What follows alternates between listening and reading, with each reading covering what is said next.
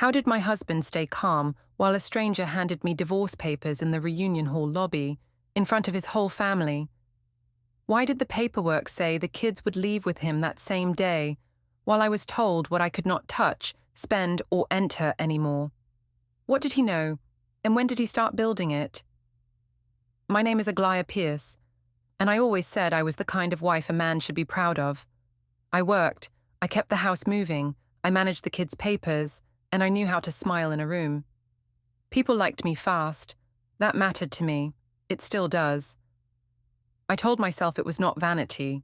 I told myself it was survival. Ethan was my husband. He had this quiet way of living that made everything feel like a test. He watched details. He noticed times. He hated scenes. When he was happy, he was calm. When he was hurt, he was also calm. That was the problem. I needed him to react so I could point and say, "See? He is the bad one." But he kept his voice steady, and it made me feel like I was shouting in an empty hall. That morning in the kitchen, I moved like I was performing a normal life. I packed Lily's snack. I wiped Noah's face. I put cereal bowls in the sink and left them there on purpose, like proof I was busy. Ethan came in and looked at my phone on the counter. He asked why my screen kept locking so fast now. I told him the phone updated and it was safer. I made my eyes wide like he was silly. He nodded once, like he was saving the moment somewhere. He asked if I could be home early because Lily had a small school thing later.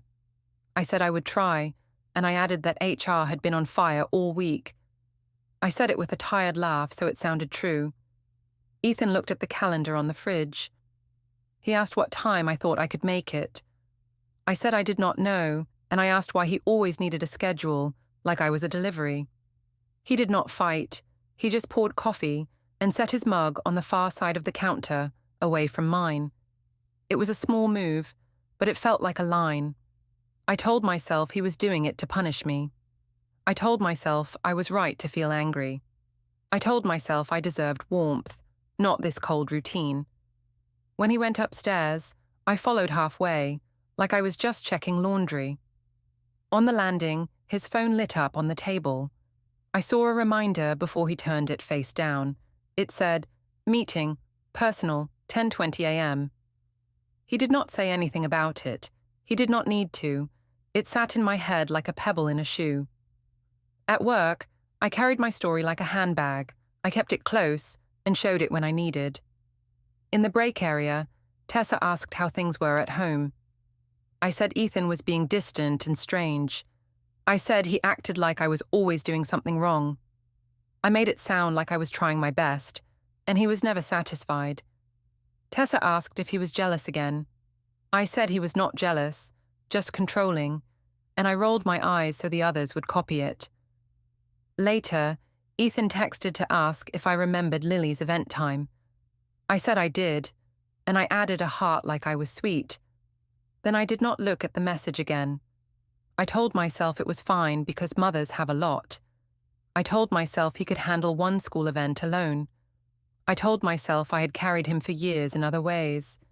In my mind, I was always balancing some invisible scale.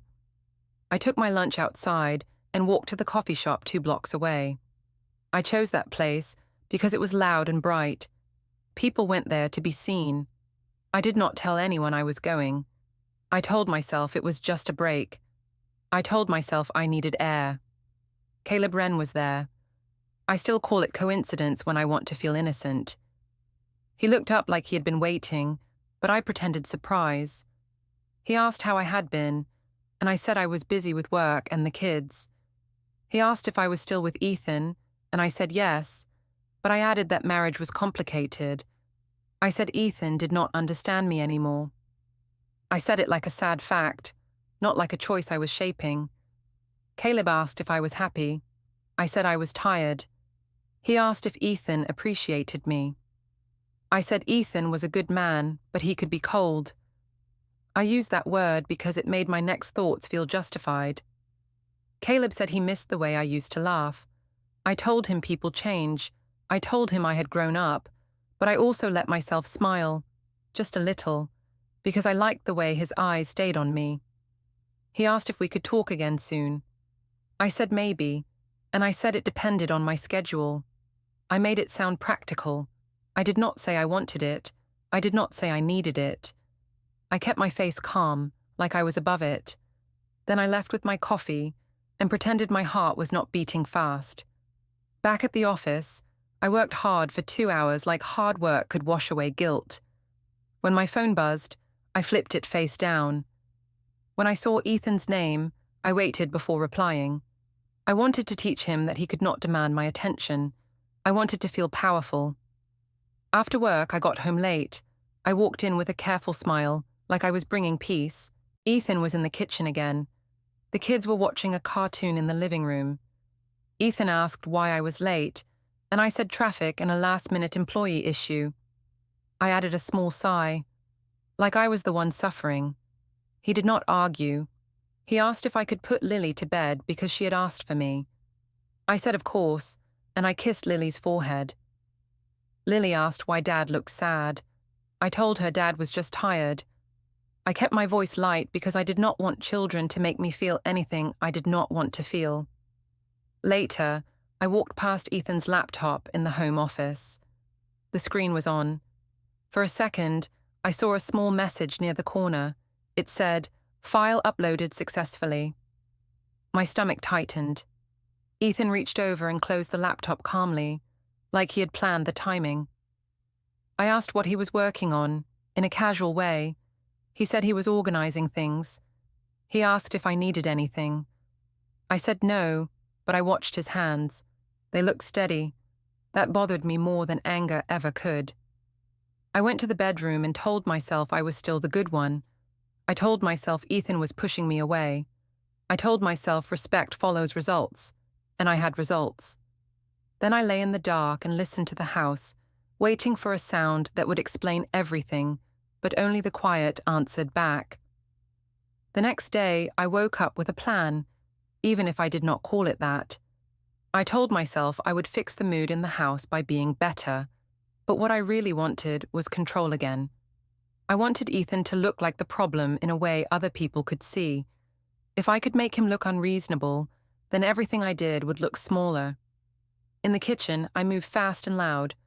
I opened drawers harder than I needed. I talked to the kids in a bright voice, like we were on a show.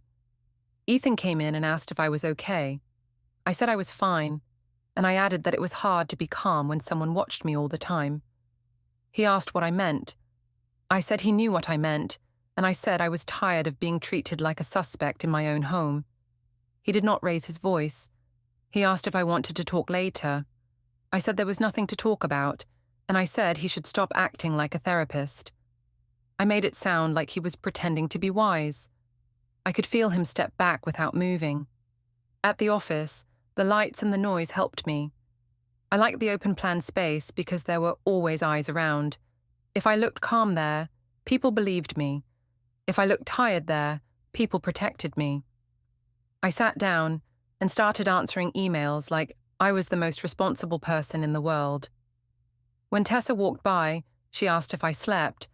I said I barely slept because Ethan was in a mood again. I kept my voice low but clear enough for nearby desks. Tessa asked what he did this time. I said he kept asking questions about my phone and my time, and I said it felt like living with a strict parent. I said I missed being trusted. She shook her head and said some men could not handle a strong woman. I agreed too quickly. I wanted that sentence to be true. Later in the morning, my manager asked me for a quick word in the HR hallway. He said there were complaints about schedule mistakes in my last report. I said I would fix it, and I smiled like it was nothing. But inside, I felt heat in my face. I told myself I could not afford looking messy right now. I needed to be seen as reliable. As I left that hallway, my phone buzzed. The screen showed a missed call with no caller ID. It happened right after I walked past the small meeting room near the copier. My chest tightened, but I did not stop walking. I told myself it was spam. I told myself it meant nothing. Still, my fingers went cold around my phone. At lunch, I stepped outside again. I told myself I was just clearing my head.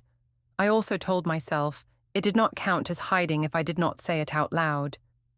I walked toward the gym lobby 2 blocks away, because Caleb sometimes worked a shift at the bar inside the building, and I liked the idea of running into him like the world was pushing us together. He was there. He looked up and smiled like a secret. He asked if I was avoiding him. I said no, and I said I had a lot going on. He asked if Ethan was still being cold. I said Ethan was still acting like I was doing something wrong. And I said I was tired of being the one who always carried the emotional weight. Caleb asked if he could take a quick selfie, just for him. I said it was silly, but I stood close anyway. When he lifted his phone, I told him not to tag me. He asked why. I said people were dramatic and I did not want gossip. I did not say the real reason, which was that I wanted the choice to deny. He said he understood, but his smile looked like he enjoyed the risk. When I got back to my desk, I felt lighter and meaner at the same time. Ethan texted asking if I could confirm the school event time again. I replied late and said I was in back-to-back meetings. I added that he had the calendar too. I wanted him to feel small for asking. That afternoon, Tessa invited me to a quick coffee run with 2 other co-workers. In line, she asked if Ethan ever checked my location. I said he tried, and I said I shut it off because I am not a child. One co-worker made a face and asked if that was safe. I said safety was not the issue, control was. I watched their reactions like it was a mirror. The more they looked shocked, the more certain I felt. When the workday ended, I sat in my car for a minute and looked at my messages. Caleb had sent a short line, asking when he could see me again. I did not answer right away. I told myself I was setting boundaries. I told myself I was being smart. But I liked that he was waiting. At home, the driveway looked normal, but the air did not. Ethan was outside loading the kids' backpacks into the trunk. He moved like he had a system. He asked if I could help Noah with his jacket. I said I would, but my voice had an edge. I asked why he was acting like a single dad lately. He asked what I meant. I said he knew what I meant, and I said he was doing it to make me look bad. He did not respond the way I wanted. Instead, he took out his phone and snapped a photo of the car's mileage display before closing the door. I asked what he was doing. He said he was keeping track of maintenance. I laughed and told him he was obsessed with numbers because he could not handle feelings. He looked at me and asked if I wanted to take the kids to dinner later. I said I had too much to do, and I said he could handle it since he loved controlling schedules so much. He paused, then nodded, like he was accepting a task, not a fight. That night, after the kids were asleep, I walked past the home office and heard a soft hum. It sounded like a shredder, low and steady. I stopped and listened. The hum ended. The door opened a little and Ethan stepped out. He asked if I needed something. I said I was just getting water. I tried to sound casual, but my throat felt tight. He asked if everything was okay between us. I said he was the one acting weird, and I asked why he was making the house feel tense. He said he did not want tension. He said he wanted peace and stability for the kids. I said stability did not mean silence. I said I needed affection, not rules. He asked what rules I meant. I said the rules in his head, the ones that made him judge me. He did not argue. He walked to the counter, rinsed his mug, and placed it on the far side again. Then he reached into a drawer and pulled out a small ring of keys. I noticed one key I had not seen before. It was newer, brighter. He slid it onto his key ring with a quiet click. I asked what that was for. He said it was just practical, and his voice stayed flat. Then he put the keys in his pocket like it was nothing, and I realized I did not know what parts of his life I could still reach. I spent the rest of that week acting like Ethan's quiet mood was the real problem. It was easier to blame his silence than to face what I was doing. I told myself a marriage needed heat, and if he would not give it, I could find it somewhere else. I told myself I was not a bad person. I told myself I was a woman with needs. On Friday, Tessa came to my desk with a grin. She said the team was going out after work, and she asked if I wanted to come. I said yes too fast. She asked if Ethan would get mad. I said Ethan did not own me, and I said I did not need permission. I watched her smile widen, and I liked it. I liked being the brave one in the story. All day, I moved like someone important. I laughed a little louder. I wore lipstick that felt like a statement. When Ethan texted to ask if I could pick up Noah, I waited before replying. I said I was stuck at work, and he had to do it. He asked if it was urgent. I said it always became urgent when he wanted control. Then I put my phone face down and told myself I was setting boundaries. After work, we went to a rooftop bar downtown. The place was crowded, bright and loud. There were strings of lights, and people took photos of their drinks like it meant something. Tessa said I looked amazing, and she asked if I felt free. I said I felt like myself again. I did not say that myself meant attention. I told myself Caleb would not show up. I told myself I was not inviting trouble. Still, when I stepped toward the smoking patio for air, my eyes searched the faces. He was there, leaning on the rail like he belonged. He asked if I was surprised. I said I did not know he came. He said he heard my team like this place. I said it was a coincidence. He smiled like my lies were cute. He asked how Ethan was doing. I said Ethan was being cold again. I said he acted like I was always failing a test. Caleb asked if that was why I looked tired lately. I said yes, and I let that word carry blame. I made Ethan the reason I was standing there. Tessa walked out and saw Caleb. She asked who he was. I said he was an old friend. Caleb said we had history. I laughed and said he was dramatic. Tessa said history could be fun. I watched them both watch me, and I felt powerful. We went back inside. Music thumped in my chest. Caleb stayed close, not touching me in a clear way, but close enough to feel like a secret. I told myself it was harmless. I told myself I was just being social. When my phone buzzed, I ignored it. Later, I saw it was Ethan asking if Lily had her blue folder for school. I did not answer for 10 minutes.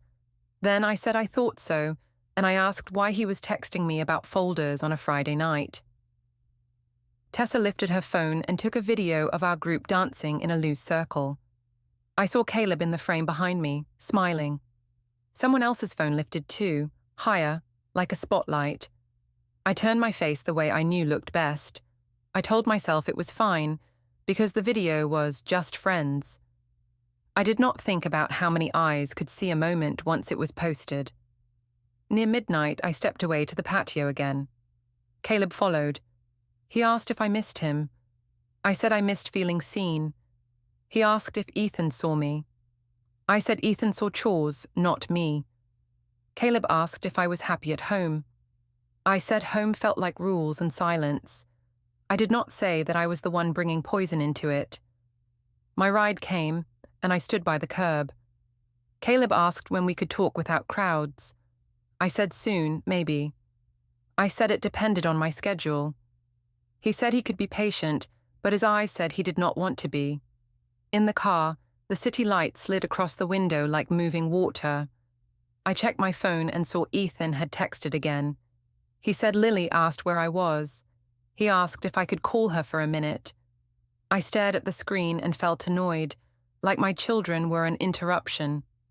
I sent a quick voice note instead. I said I loved her, and I was working late. I said I would kiss her in the morning. I did not call. A small part of me noticed how easy lying had become. When I got home, the house was dark except for the kitchen light. Ethan was there, sitting at the table with a glass of water. He asked if I had fun. I said it was just co-workers. He asked why I smelled like smoke. I said people smoked on the patio, and it got on my clothes. He asked who I talked to. I said the whole team, and I asked why he was interrogating me. He did not match my tone. He asked if I could keep my voice down because the kids were asleep. I said he always used the kids to shut me up. He said he was not shutting me up, he was protecting their sleep. I rolled my eyes and walked past him like he was small. On the stairwell landing, I saw a sticky note on the side table. It said, Bring forms. I stopped and stared at it. Ethan came behind me and asked what I was doing. I said nothing, and I asked why he wrote notes like a boring old man. He said he liked reminders. His voice stayed calm, almost blank.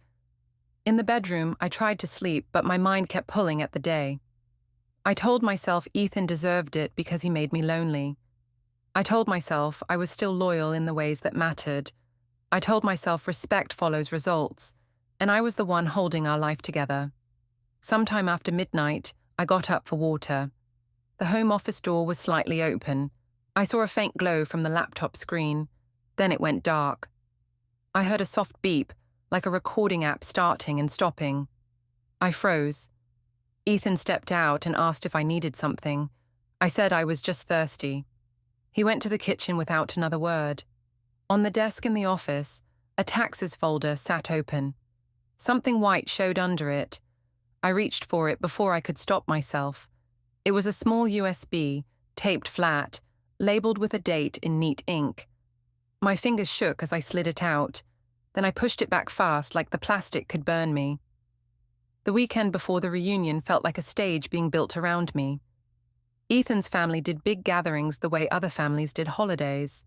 They used long tables, group photos, and loud stories. I knew what that meant. It meant witnesses. It meant a chance to win the room. On Sunday, Nora invited us to dinner at a family restaurant. She said it would be nice to see everyone before the reunion weekend. Ethan said yes in the same calm tone he used for everything now. I said yes too, but inside I was already planning how the night would look. At the restaurant, the long table felt like a runway. Plates clinked, glasses flashed, people leaned in and talked over each other. I sat close enough to Ethan to look like a good wife, but I kept turning to others, so it looked like he was the quiet one. Graham sat across from us. Maya sat near the end, with her phone always in her hand. Nora asked how work was. I said work was heavy because I carried a lot of people's problems. I said HR was like being the parent of grown adults. People laughed. Ethan's cousin asked what Ethan was doing lately. Ethan said he had projects and he was busy. His voice stayed polite. I watched the room drift away from him because he did not perform. I decided to help. When someone asked if we were excited for the reunion, I said I was excited, but I added that Ethan would probably complain about the schedule. I said it like a joke. Ethan asked what schedule I meant. I said the schedule in his head, the one that made him tense all the time. People laughed again, and I felt the laughter land on him like a small slap. Graham tilted his head and asked what I meant by tense. I said Ethan had been watching me lately. I said he asked too many questions. I said it was like living with a security guard. I did not say he had reasons. I did not say I had given him reasons. I made it sound like his personality was the crime. Ethan asked me to lower my voice a little because the kids were right there. I said I was not yelling, and I asked why he always tried to silence me. Nora's smile tightened for a second. Maya looked at her phone and then at me, like she was deciding what angle was best. Lily asked why Dad looked sad. Ethan said he was fine. I leaned over and told Lily that Dad was just tired from work. I said it in a sweet voice that made me look caring. Under the table, my foot tapped fast, like my body knew I was lying even if my face did not show it. When the server brought dessert, Maya asked if she could take a group photo. Everyone leaned together. Ethan tried to stand a little back, like he did not want to be in the center. I pulled him forward and told him to stop being dramatic. He said he was not being dramatic. I said he was acting like a stranger in his own family. The photo got taken. The smile on my face looked perfect. The smile on his face looked thin. On the drive home, Ethan asked why I joked about him like that. I said I was just being honest, and I asked why he could not handle a joke. He said it did not feel like a joke. I said he was sensitive, and I said sensitivity was not the same as respect. I told myself that sentence made me strong. It made me feel like I had a right to hurt him. At home, the house felt quiet in a different way. The kids ran to the living room. Ethan went to the kitchen and started packing their school things for Monday. He did not ask me for help. That made me angry because it made me feel replaceable. I followed him and asked why he was acting like he did everything alone. He asked what I meant. I said he was making a show of being the good parent, so people would feel sorry for him. He said he was just preparing for the morning. I asked why he wrote down everything now. He said it helped him remember. Later, I walked past the home office and saw Ethan's laptop open on the desk. A spreadsheet was on the screen. I only saw it for a second, but the columns looked like dates and short notes. No title was visible. Ethan stepped in and closed it without rushing. He asked if I needed the computer. I said no, and I laughed like I did not care. Inside, my stomach tightened again. That night, Lily came out of her room and stood in the hallway. She asked why Dad slept in the guest room now. Ethan came out too, calm, and asked Lily to go back to bed. Lily asked again. I stepped in fast and told Lily that Dad liked the guest room because he snored and wanted quiet. I made it sound funny. Ethan looked at me for a long second, then looked away. Lily went back to bed, but her face stayed worried. The next afternoon, I went to the school pickup line. I arrived late because I had met Tessa for coffee and called it work talk in my head. When I got there, Ethan's car was already in front. He had the kids' booster seats adjusted and snacks ready. He did not wave at me like he used to. He just nodded once when he saw my car. I parked and walked up with a smile. I asked why he was early. He said it was easier to be early than late. I said that sounded like a judgment. He said it was not a judgment, it was just his preference. I hated that he would not bite. I wanted him to give me something loud.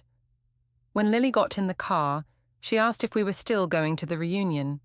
I said yes, and I said it would be fun. Ethan said we would go, and we would keep it simple for the kids. I asked what simple meant. He said simple meant calm. I said calm felt like punishment lately. He did not answer. At home, I heard Ethan's phone alarm go off from the hallway. It was a short beep.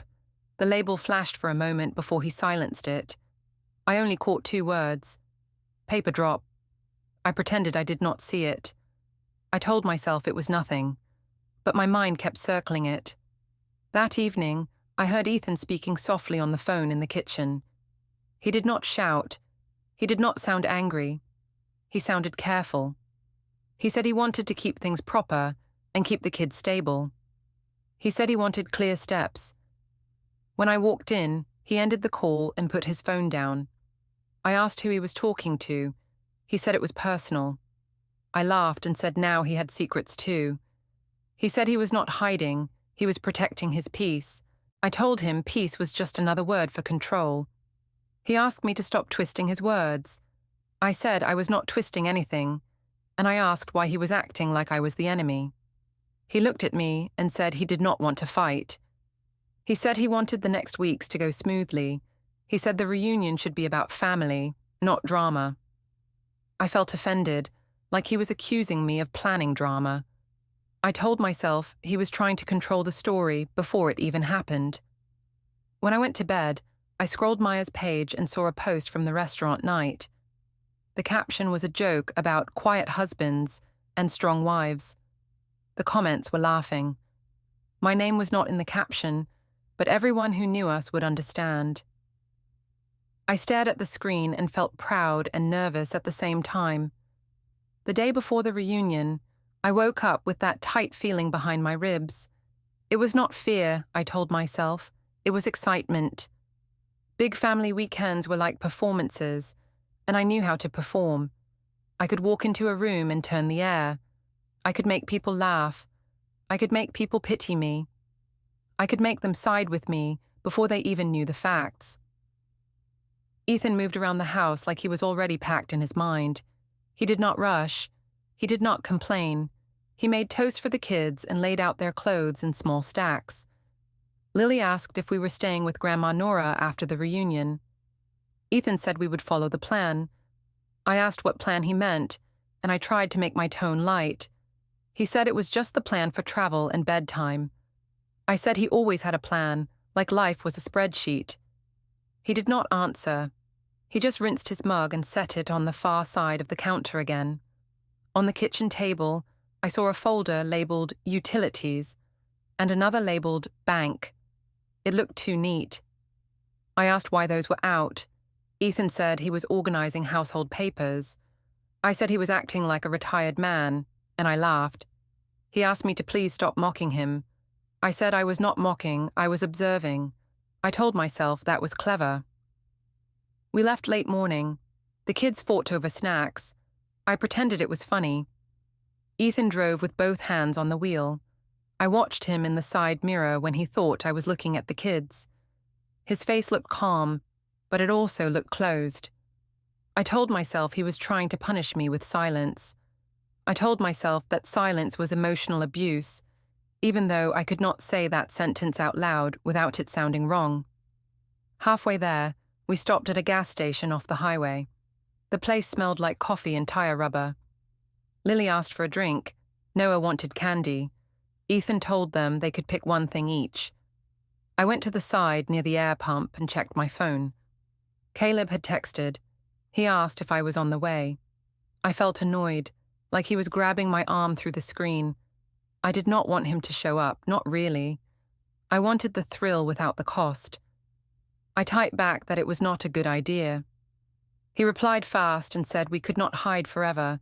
He said he was already in town. My fingers froze. I looked up at the highway like it could tell me what to do. I told myself he was bluffing. I told myself he liked drama.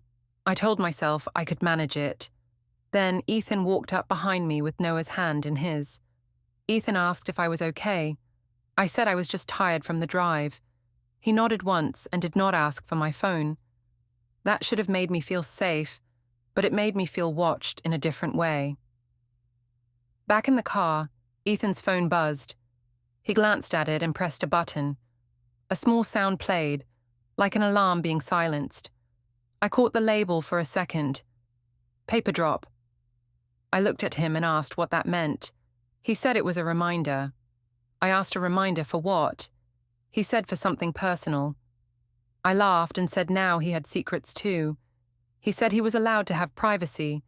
I said privacy was a nice word for hiding. He did not react. He just drove. We arrived in the afternoon. The reunion was at a community hall with a big parking lot and a grassy area behind it. People were setting up folding tables and balloons. I stepped out of the car and put on my best smile, the one that made people feel like they already liked me. Nora hugged the kids and asked how the drive was. I said it was fine, but I added that Ethan insisted on stopping too many times. Ethan looked at me and asked why I said it like that. I said it was a joke. Nora's mouth tightened and then relaxed again, like she was trying to stay polite. Maya was there already with her phone in her hand. She asked if she could post a setup day story. I said yes, and I made sure I stood where the light hit my face. I told myself it was harmless. I told myself it was just family fun. Ethan carried boxes inside without looking at the camera. Inside the hall, the air smelled like cleaning spray and old wood. I helped arrange name cards for the long tables. I did it partly to be useful, and partly to control who sat near whom. I asked Nora where Ethan would sit. Nora said Ethan could sit anywhere. I asked if Caleb was on the guest list. Nora looked confused and asked who Caleb was. I said he was nobody, just someone from the past. Nora said the reunion was for family. Her voice stayed calm, but it had a warning edge. Ethan walked past with a stack of plates. I asked him quietly if he had told anyone I was struggling. He asked what I meant. I said he was acting like a victim lately. He said he was not acting. He said he was trying to keep things calm for the kids. I said calm was his favorite weapon. He asked me to stop using words like that. I said he was the one making me feel like a criminal in my own marriage. We stayed in a small hotel near the hall. That evening, in the room, Ethan helped the kids brush their teeth and set out pajamas. I sat on the bed and scrolled my phone like I was relaxed. Caleb texted again and said we needed to talk. I did not reply. I told myself ignoring him was handling it. I told myself I could keep the reunion clean if I just stayed ahead of problems. When the kids fell asleep, Ethan stood by the window and looked at the parking lot. I asked if he was waiting for someone. He said no. He said he was checking that the car was locked. I asked why he was so focused on locks lately. He said it was just practical. In the bathroom, I noticed he had placed his toiletry bag on the far side of the counter, away from mine, like our mugs at home. On the desk, his laptop was open for a second. I saw browser tabs, but not clearly. I caught words like storage options and notary near me. He closed the screen when he noticed me looking. I laughed and asked if he was planning to notarize his feelings. He did not smile. He said we needed to talk before tomorrow. I said we could talk, but I also said he should not embarrass me at the reunion by acting cold. He asked why I cared so much about appearances. I said because appearances were real life. I said, people treated you based on what they saw. I said, respect follows results, and I had results. He asked what results I meant. I said I kept our family running while he hid behind quiet. He took a slow breath and asked if I was seeing someone. My heart jumped, but I kept my face steady. I asked why he would ask that. He said he had noticed patterns. He said he had noticed late nights and excuses and missing pieces. I said he was imagining things because he wanted a reason to blame me. I said he was insecure. I said if he gave me more affection, I would not feel so lonely. He looked at me for a long moment. Then he said he was not going to argue with me tonight. He said he would not create a scene. I told him he always chose silence because it was easier than admitting he hurt me. He said he did not accept that story anymore. I asked what that meant. He said it meant he would handle it properly. The reunion day started like a bright lie. The hall was full by noon. There were balloons, paper plates, and loud hugs. Kids ran between chairs. Someone played old songs from a phone speaker. I walked in like I owned the room, because that is how you survive a room like that. I kissed Nora's cheek. I waved at cousins. I laughed on purpose. Ethan stayed near the kids. He carried Noah when Noah got tired. He held Lily's hand when people pressed in close. I told myself he was doing it to look like a hero. I told myself he wanted the family to see him as the steady parent. I told myself it was a performance. I did not want to admit it looked like care. Maya asked for a quick video for her story. I stood where the light was good. Ethan stepped out of the frame without a word.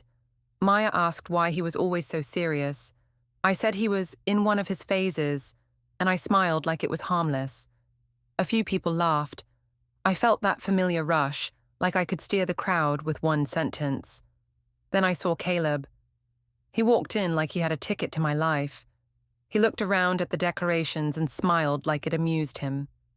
My stomach dropped, but my face stayed calm.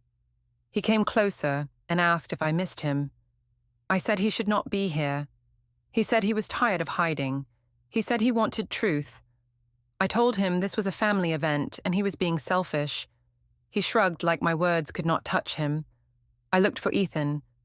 Ethan was at the side table, pouring juice for Noah. He did not look up right away. That made my skin itch. I wanted him to see it and react. I wanted him to explode so everyone would blame him. But he stayed calm, even when he noticed Caleb. He only tightened his jaw once. Then he turned back to the kids. Caleb did not stay quiet. He drifted toward the front where the microphone was set up for announcements. I saw him speak to someone and point at the mic. I moved fast through the crowd, but people were in the way. Someone asked me about my job. Someone asked me about Lily's school. I smiled too wide and tried to keep moving. Caleb got the microphone. He tapped it and asked for attention. People turned.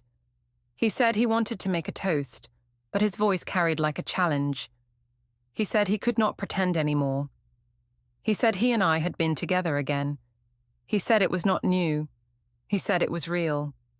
He said dates and places like he was reading a story he practiced. The room went quiet in a way I had never heard before. Even the kids seemed to pause. I grabbed my phone like I could disappear into it. My hand shook. I told myself he was lying. I told myself I could flip it. I told myself the crowd would protect me if I gave them the right reason. Ethan walked forward slowly, not rushing. He asked Caleb to stop speaking about private things in front of children. He said it in a steady tone. He did not threaten him. He did not touch him. He just asked. Caleb smiled and said, Ethan deserved the truth. Ethan repeated that kids were present, and this was not the place. People stared at Ethan like they wanted him to be angry. I waited for it too. When it did not come, I felt panic turn into rage. I stepped up and took the mic from Caleb's hand with a sharp movement. I told everyone Caleb was obsessed. I said he was making things up to cause trouble. Then, because silence is a trap, I kept talking. I said Ethan had been cold for months. I said he treated me like a suspect. I said I was lonely in my own home. I said a person could only take so much. Ethan asked me to stop speaking for him. He said we could talk privately later. He said we would not do this in front of family. I said he was trying to control the story again. I said he was trying to make me look crazy.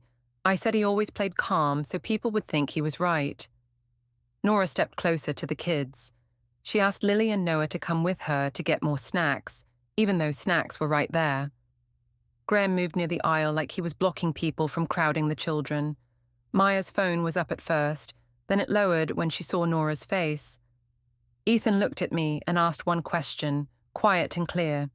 He asked if Caleb's story was true. I did not answer like a normal person. I said Ethan was twisting everything. I said he should look at himself. I said if he had loved me better, I would not have felt so empty. Ethan nodded once, like he had expected that exact line. He told Nora to take the kids to the car. Nora said she would. Ethan told Graham to help with the bags. Graham said okay. Nobody argued. That is what shocked me. They moved like a plan was already written. I followed Ethan toward the exit, still trying to pull him into a fight. I asked if he was really going to abandon me here. He said he was not abandoning anyone. He said he was removing the kids from conflict. He said we would communicate about logistics only. I laughed and asked if he had become a robot. He did not answer. Outside the hall, there was a connected hotel lobby where many guests stayed. It was public and bright, with holiday decorations and a front desk. People from the reunion drifted in and out. I tried to catch up to Ethan, but he did not slow down. Near the lobby doors, a woman in a neat coat approached me.